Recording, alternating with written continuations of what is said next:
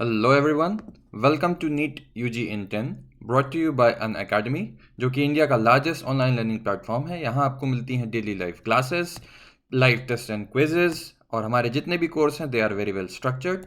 And अगर आप हमारा सब्सक्रिप्शन लेते हैं तो आपको मिलती है अनलिमिटेड एक्सेस 24/7 हमारे जितने भी मटेरियल एंड वीडियोज़ हैं।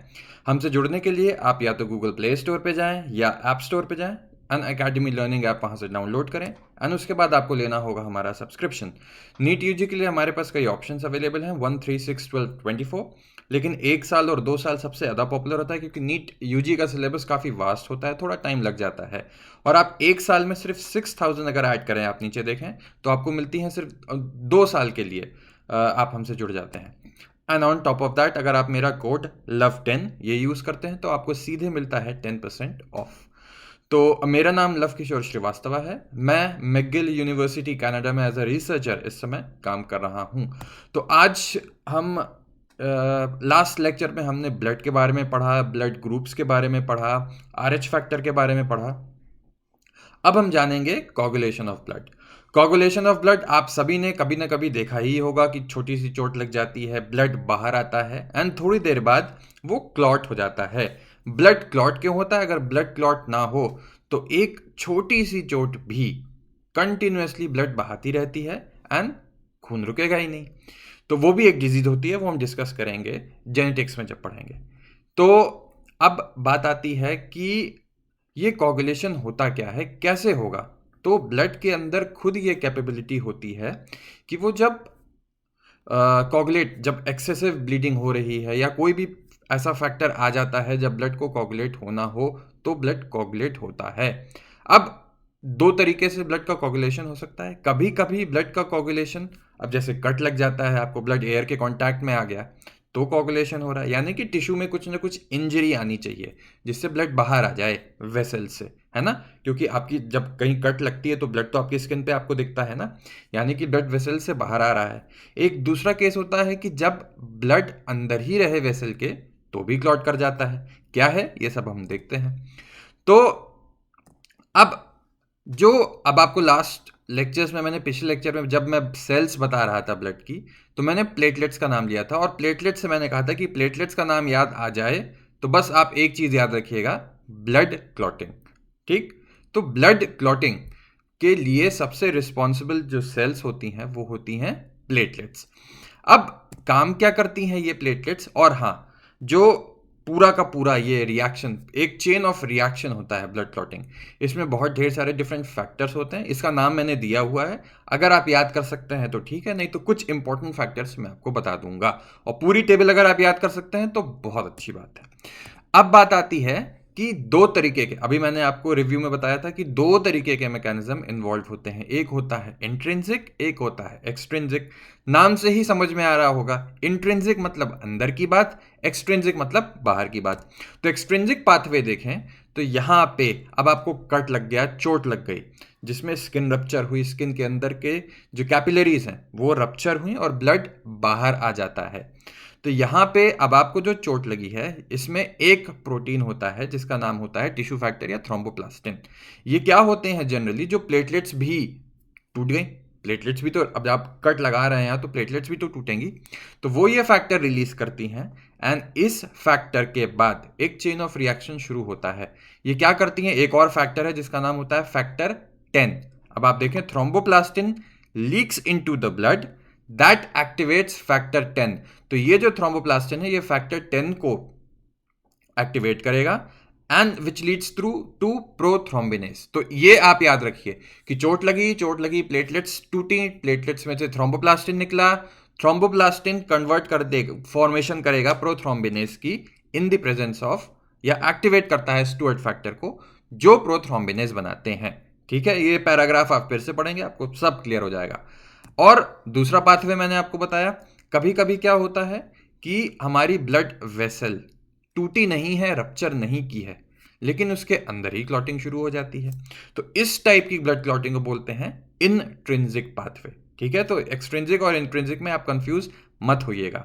अब बात करते हैं कि अभी आपने देखा प्रोथ्रोम्बिनेस तो बन गया, ठीक। प्रोथ्रोम्बिनेज को थ्रोम्बोकाइनेज भी बोल सकते हैं। एंड ये होता है मेन पूरा जो चेन रिएक्शन अभी मैंने आपको बताया था, वो चेन रिएक्शन क्लॉटिंग पाथवे का शुरू यहीं से होता है। कैसे होता है, क्या होता है, बहुत डिटेल में हम नहीं पढ़ेंगे। हाँ, ब्रीफ में मैं आपको उसका पूरी जो समरी होती है वो बताता हूँ अगली स्लाइड में। एंड ये हैं कुछ फैक्टर्स के नाम। कितने फैक्टर्स होते हैं आप देख रहे हैं, 1 से लेके 13 तक फैक्टर्स हैं। तो इसमें फैक्टर 4 जो कि कैल्शियम है वो बहुत इंपॉर्टेंट है। 9 हीमोफीलिया, आपने एक डिजीज सुनी होगी। तो हीमोफीलिया में क्या होता है कि ब्लड क्लॉटिंग की डिजीज होती है हीमोफीलिया। तो हीमोफीलिया में अब ब्लड क्लॉट नहीं कर पाता, तो क्या होगा कि किसी इंसान को छोटी सी भी चोट लग गई तो ब्लड तो क्लॉट कर नहीं रहा, तो ब्लड वहां से कंटिन्यूसली बाहर आता रहता है। हीमोफीलिया में भी हीमोफीलिया ए, हीमोफीलिया बी, कई तरीके के होते हैं, तो वो सब हम बाद में डिस्कस करेंगे। अच्छा, तो अब हाँ, फैक्टर 4 कैल्शियम बहुत इंपॉर्टेंट है। फैक्टर 9 जिसको हम क्रिसमस फैक्टर भी बोलते हैं, फैक्टर 10 जिसको हम स्टुअर्ट फैक्टर भी बोलते हैं, ये सब। और फैक्टर 8 नाम से ही आपको दिख रहा है, एंटी हीमोफिलिक फैक्टर। तो फैक्टर 8, 9, 10, फैक्टर 4, ये जो है 4, और 1, 2, 3 तो आप आगे देखेंगे ही कि कहाँ से आ रहा है क्या है, तो वो याद अपने आप ही हो जाएगा। तो फैक्टर 3 टिश्यू फैक्टर आपने देखा, तो अब आपको याद हो गया कि फैक्टर 3 अच्छा ये है। फैक्टर 10 को एक्टिवेट कर रहा था जो कि था स्टुअर्ट फैक्टर, जो कि क्या कर रहा था, प्रोथ्रोम्बिनेज से रिलेटेड चीज थी। ठीक, तो अब ये चीज तो बेसिक आ गई, इसको हम थोड़ा और डिटेल में जाने कि क्या एग्जैक्टली हो रहा है। तो प्रोथ्रोम्बिनेज या थ्रोम्बोकाइनेज एक तरीके का कंपाउंड होता है जिसको बोलते हैं प्रोथ्रोम्बिन।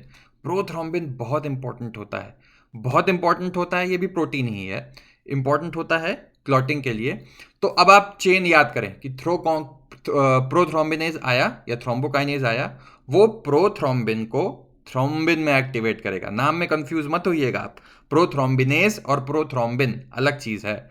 तो प्रोथ्रोम्बिन जो लिवर में बनता है, इसीलिए लिवर क्लॉटिंग में भी हेल्प करता था, मैंने बताया था।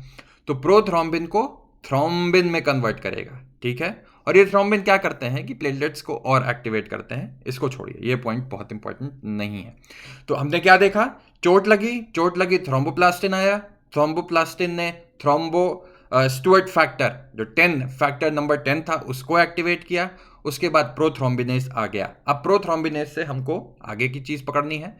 प्रोथ्रोम्बिनेज क्या करेगा, प्रोथ्रोम्बिन से थ्रोम्बिन को कन्वर्ट करेगा, और ये थ्रोम्बिन काफी इंपॉर्टेंट होता है। क्यों, अब आपको याद आ रहा होगा कि मैंने पिछले लेक्चर्स में जब ब्लड के प्रोटीन्स के बारे में बता रहा था, तो मैंने बताया था कि फाइब्रिनोजेन एक प्रोटीन होता है जो डिजॉल्व होता है। फाइब्रिनोजेन क्या है, वो डिजॉल्व है ब्लड में। तो ये थ्रोम्बिन जो हमारे पिछले रिएक्शन में बना, ये थ्रोम्बिन सॉल्युबल फाइब्रिनोजेन को इनसॉल्युबल फाइब्रिन में कन्वर्ट कर देगा।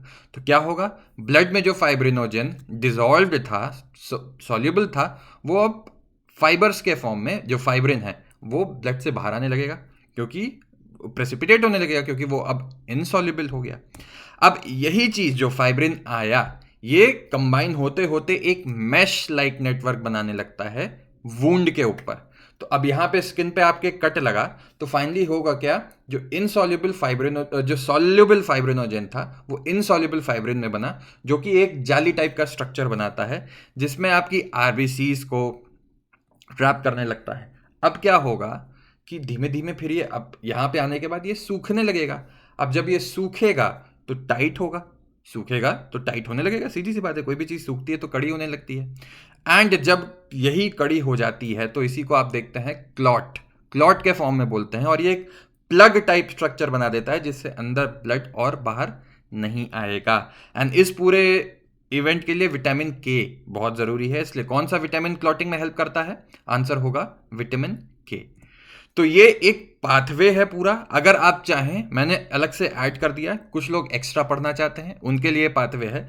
अभी इस लेक्चर के स्कोप में मैं इसको एक्सप्लेन नहीं कर रहा हूं, लेकिन फिर भी जो समझना चाहते हैं वो इसको देख सकते हैं और डिटेल पढ़ सकते हैं आगे। तो आई होप कि ब्लड क्लॉटिंग के बेसिक्स आपको समझ में आ गए हों कि ब्लड कैसे क्लॉट करता है, थ्रोम्बिन का क्या रोल है, और फाइब्रिनोजेन कैसे, बस मेन है कि सॉल्युबल फाइब्रिनोजेन फाइब्रिन में बनता है। तो आई होप ये लेक्चर पसंद आया हो आपको।